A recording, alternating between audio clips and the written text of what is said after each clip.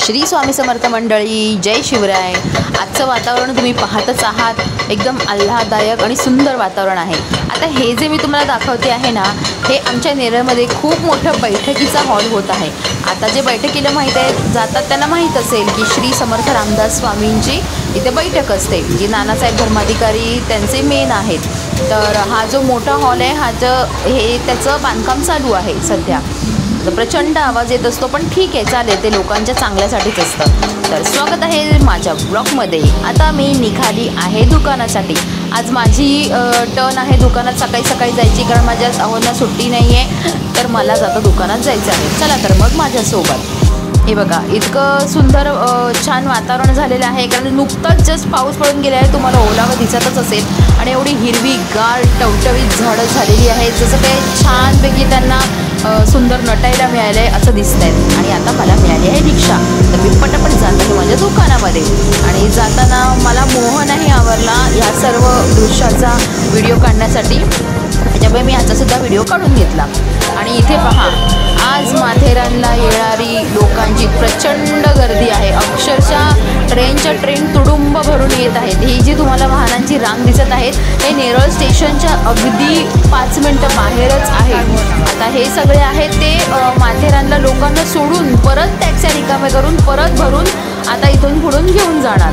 तर एवढी गर्दी होती ना मंडळी, सकाळी सकाळी अक्षरशः, म्हणजे नेरळ स्टेशनपासून माझं दुकानाचं अंतर आहे किमान फक्त 10 मिनिटाचं असेल, पण मला पाऊण तास लागला। तर मग म्हटलं चला आज छानपैकी जसं की मी तुम्हाला सांगत असते की नेरळ स्टेशनला एनी टाईम तुम्ही या, 12 महिने तुम्हाला ताजी फळं, ताज्या भाज्या, ताजे मच्छी, मटण, सगळं मासेसुद्धा अगदी ताजे ताजे मिळायचं, हे तुम्हाला आता व्हिडिओमध्ये दिसत आहे।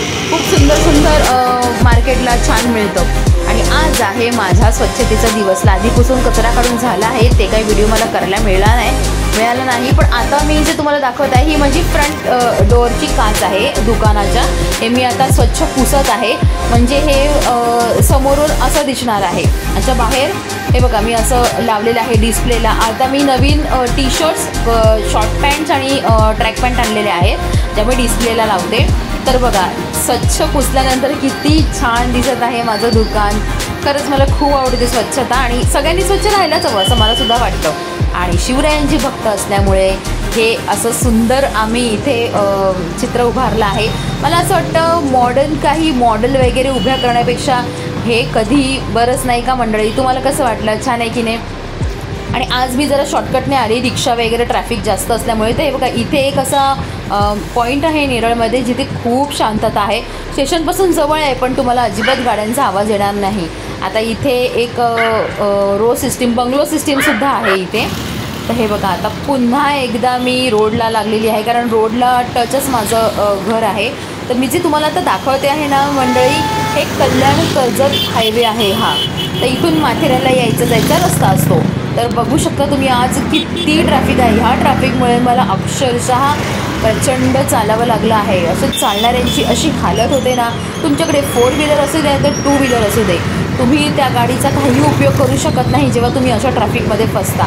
जवळजवळ ते 2 ते 3 तास ह्या गाड्या काही जागेवरून हललेल्या नाही आहेत, एवढी प्रचंड ट्रॅफिक आहे इथे। आणि हे असे बाईकवाले मध्ये मध्ये घुसल्यामुळे ना प्रचंड इथे ट्रॅफिक होते। बघा, इथे पोलीस स्टेशन आहे, नेरळ पोलीस स्टेशन, तिथूनच बाहेरचा हा रस्ता आहे। हायवेवरतीच आहे, ते हायवेला लागूनच आहे। तर चला आता पायपीट सुरू। मित्रांनो, 1 वाजता मी चालायला सुरुवात केलेली आहे, आता 1:30 वाजला आहे, तरी पण मी चालतेच आहे। आणि अजून माझा अर्धा रस्ता बाकीच आहे, म्हणजे ह्या ट्रॅफिकने किती हालत करून टाकली आहे विचार करा। आता काय चालायचंच, चला घरी पोचायचं लवकर। आणि पुन्हा एकदा नेचर लवर असल्यामुळे मला हे जे तुम्हाला सिनरी दिसत आहे ह्याचा व्हिडिओ काढण्याचा मोह आवरला नाही। एवढी थकलेली असताना सुद्धा मी व्हिडिओ काढत होती, मला खूप छान वाटत होतं थकलेली असून सुद्धा। आता बघा किती वाजले आहेत, 2 वाजले आहेत। मी आता जस्ट घरी पोचली आहे, म्हणजे 1 ते 2 मी फक्त चालतच होती। तुम्हाला माहिती आहे मित्रांनो, आपल्या आयुष्यातली खूप काही गोष्टी मागे राहून जातात, किंवा आपण खूप काही गोष्टी अपूर्ण सोडून देतो फक्त एका विचारामुळे, तो म्हणजे लोक काय बोलतील।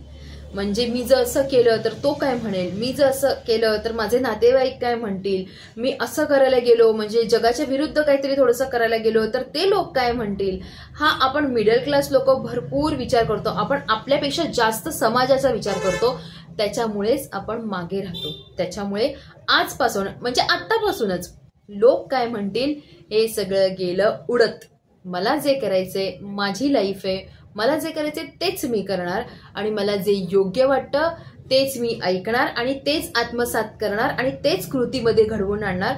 आजपासून हा नक्कीच निश्चय करा, म्हणजे आपली प्रगती ही कोणीही थांबवू शकणार नाही. Trust me. आणि आजचा हा माझा व्लॉग जर तुम्हाला आवडला असेल तर नक्कीच लाईक, शेअर आणि सबस्क्राईब प्लीज करा. प्लीज, मला तुमची आणि तुमच्या प्रतिसादाची खूप गरज आहे ह्या माझ्या यूट्यूबच्या जर्नीमध्ये पुढे जाण्यासाठी. त्याच्यामुळे प्लीज लाईक करा. Thank you so much.